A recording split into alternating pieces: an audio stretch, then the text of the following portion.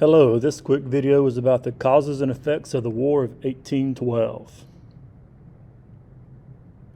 The War of 1812 is one of those wars where there's not a big significant event that began it. For example, World War II, we all know it started because of the attack on Pearl Harbor. War of 1812, not so much.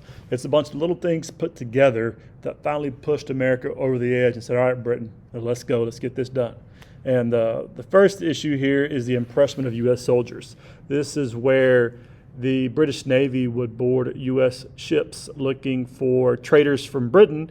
And while they were doing this, they would also force U.S. soldiers to board the British ships and serve for the British military. Britain was also trying to disrupt trade. They were trying to get all trade to go through them at the time because of the Napoleonic Wars they're experiencing with France. And also they put a blockade on certain parts of the United States where only British ships could come in and out. So this was only allowing the United States to trade with Britain at the time, which most did not agree with. There is also a big desire to expel the British completely from North America. This is from Canada to the north, but also in random forts out in the west, because we also have a newly acquired territory to the Louisiana Purchase.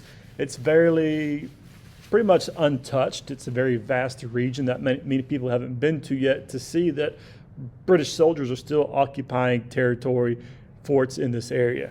Not only are they doing that, but they're also helping the Native Americans in the conflicts with U.S. soldiers and citizens. They're encouraging them to fight U.S. soldiers, arming them, and even helping them in the battles. So all of these together are the causes that are going to start the War of 1812.